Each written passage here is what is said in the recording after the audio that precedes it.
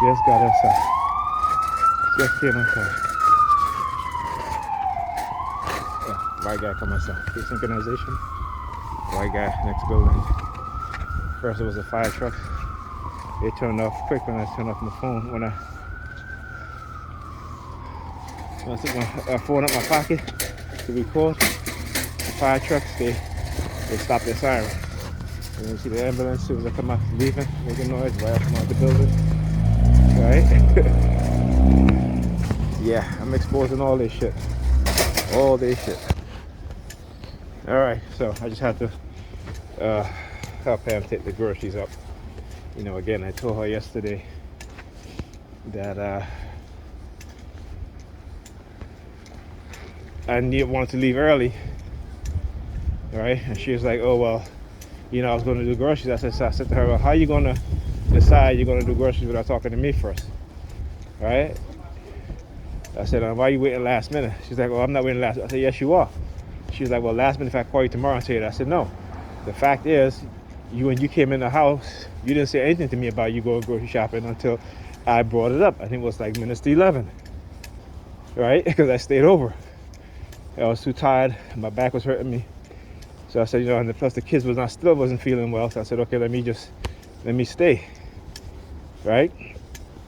So the fact that, you know, I brought it up, or else she wouldn't have brought it up at all. You know, it's like the last time she went and go shopping, she didn't even tell me. You know, she just called me out of the blue and said, "Hey, you know, I'm doing grocery shopping." I said, "Okay, but you know, you didn't even discuss me to see if it's okay if I wanted to stay or not. You just decide you're going to do whatever you're going to do without without having consideration for my time." You know. So yeah, so the cops, the sirens, and I mentioned her name. You hear the sirens and the cops. They think they're gonna use her against me, and I'm like, yeah, okay. Y'all can use her if y'all want, but y'all definitely ain't going. Y'all can try, but you definitely ain't going to try to use her against me. You're definitely not going to try to accuse her. I have her accuse me of anything, because that's a damn lie. Okay. And this is what they doing now. First, they use they start using the welfare, you know, to make them feel like, okay, well, you know, you don't need the men because the government is going to help you out, give you money, so you don't need the man. You got to kick him out. And now they're using the jobs, right? So now some of them are making, you know, giving them positions, what have you, because they decided to become part of this cult, right? And so they will choose the money and follow what these criminals want them to do. And a lot of times, these people within this religious cult, what they're all about is a lot of evil, wicked shit.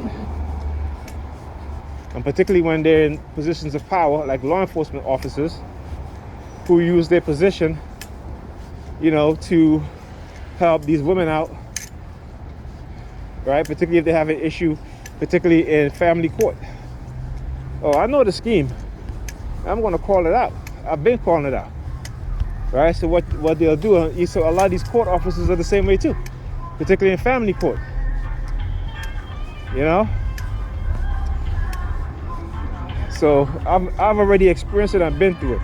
And this is why, you know, I'm exposing it, because I've been through it. You know, I've been through where in family court, we had court at 9 o'clock in the morning, you know, my case, because I brought a case against my son's mother because she sent him out of the country without telling me.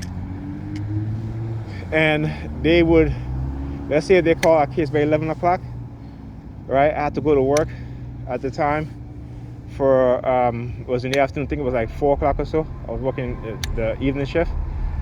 And literally, after we came out of the courtroom, about 10 minutes, the court officer will walk out, give her papers, and I'll be waiting till 6 o'clock. And every time I go back to ask, they'll tell me it's coming. And I literally was there all day. And then I had to go to work. Okay? Yeah, play music. So let me tell you what that does to a person, right? Because the fact that I have to get up early, spend the entire day in court, watch them give her paper, and I'm the one that I'm supposed to be getting the paper first. Okay? And then I remember one time I was waiting there till 6 o'clock, couldn't get my paper, and they were telling me, oh, you know what, we'll mail it to you.